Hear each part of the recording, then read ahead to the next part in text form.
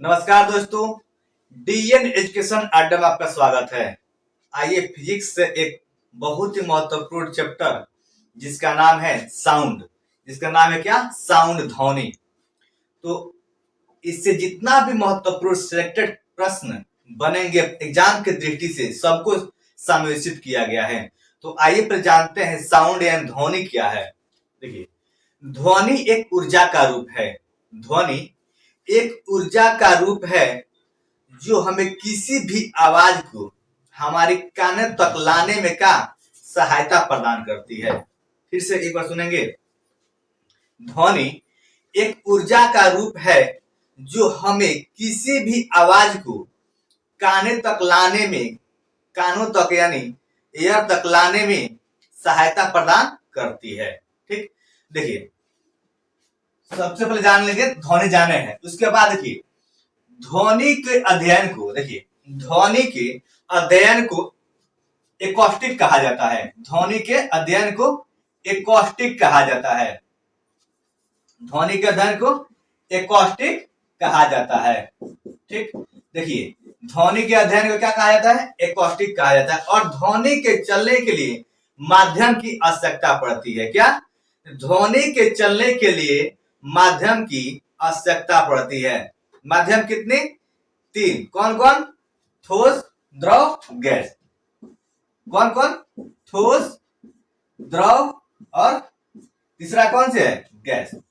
देखिए ध्वनि के चलने के लिए क्या माध्यम की आवश्यकता पड़ती है, जो क्या है 3 गो होती है माध्यम, ठोस, द्रव और गैस। ठोस में लेते हैं यहाँ पे लोहा, द्रव में लेते हैं यहाँ पे क्या? जल। यहाँ पर गैस गैस ही है। देखिए लोहा में ध्वनि की चाल, लोहा में ध्वनि की चाल 5130 मीटर प्रति सेकेंड, यानी ठोस में कहा जाए ध्वनि की चाल कितनी होती है? तो 5130 मीटर प्रति सेकेंड। अगर यही जल में कहा जाए, जल में कहा जाए तो 1483 मीटर प्रति सेकेंड। देखिए इस ठोस में यानी लोहा में कितने?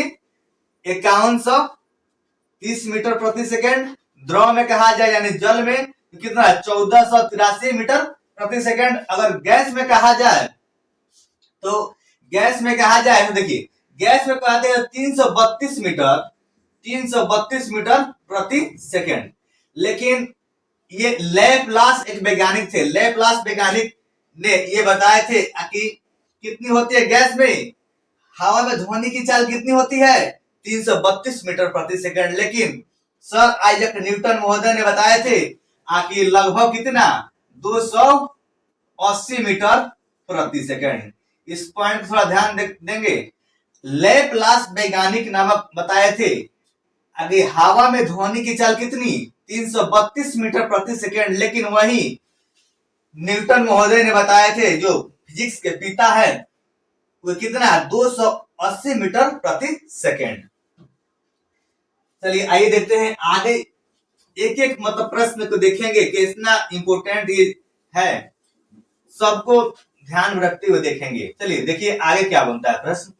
प्रश्न आगे है, जब ध्वनि एक माध्यम से दूसरे माध्यम में प्रवेश करती है, जब ध्वनि एक माध्यम से दूसरे माध्यम में प्रवेश करती है तो उसका तरंगदैर्ध्य बदल जाता है। क्या? तरंगदैर्ध्य बदल जाता है, लेकिन आवृत्ति नहीं बदलती है। देखिएगा फिर से ध्यान देंगे, जब ध्वनि एक माध्यम से दूसरे माध्यम में प्रवेश करती है तो तरंगदैर्ध्य क्या होता है? बदल जाती है, लेकिन आवृत्ति क्या होता है? आवृत्ति नहीं बदलती है। ठीक, अब आइए अगला प्रश्न देखिएगा। देखिए ताप के बढ़ने से, ताप के बढ़ने से और ताप के घटने से। ठीक, देखिए ताप के बढ़ने से ध्वनि क्या होता है? बढ़ जाता है। ध्वनि की चाल क्या होता है? बढ़ जाता है।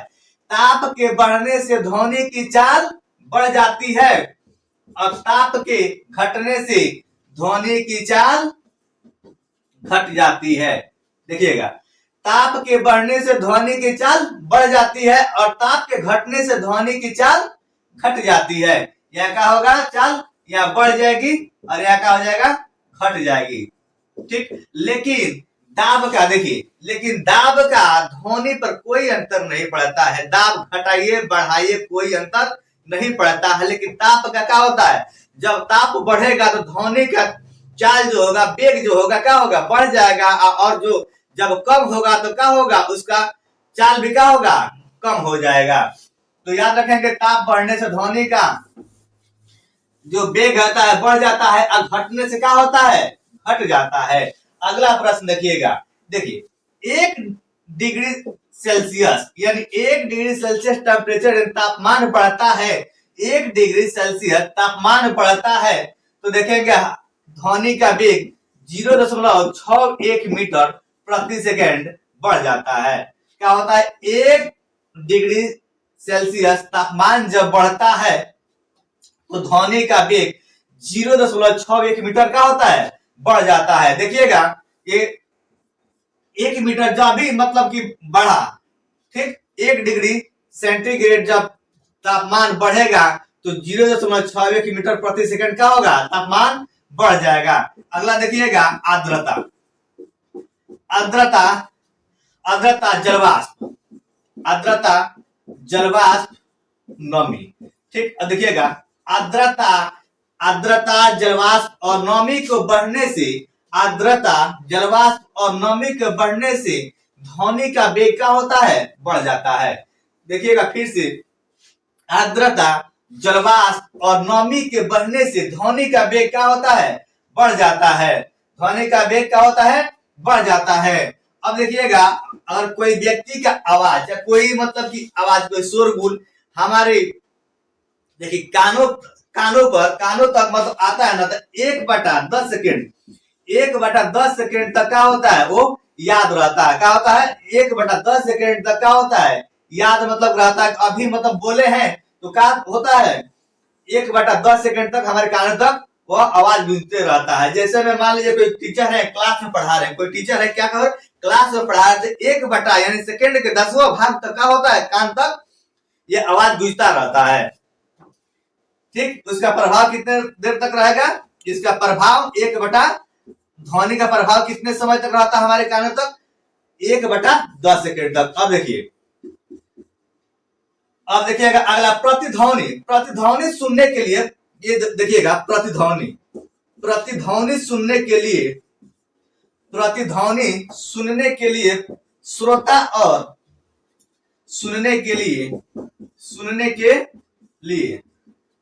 देखिएगा, प्रतिध्वनि सुनने के लिए 16.6 मीटर, या इसको कह दें 17 मीटर, या कहें 56 फीट। कितना, 56 फीट। देखिएगा इसको थोड़ा ध्यान से, प्रतिध्वनि सुनने के लिए 16.6 मीटर या 17 मीटर। ठीक, कहीं कहीं देखिएगा तो इतना दिया है 16.6, कहीं 17 मीटर या 56 फीट। देखिए प्रतिध्वनि सुनने के लिए श्रोता और परावर्तक सतह के बीच की दूरी कितनी न्यूनतम होती है, तो कहा जाए स्पष्ट सुनने के लिए न्यूनतम दूरी होगी 16.6 मीटर, या कहीं 17 मीटर मिलेगा, या कहीं 56 फीट मिलेगा। तो आज के वीडियो में इतना ही, धन्यवाद।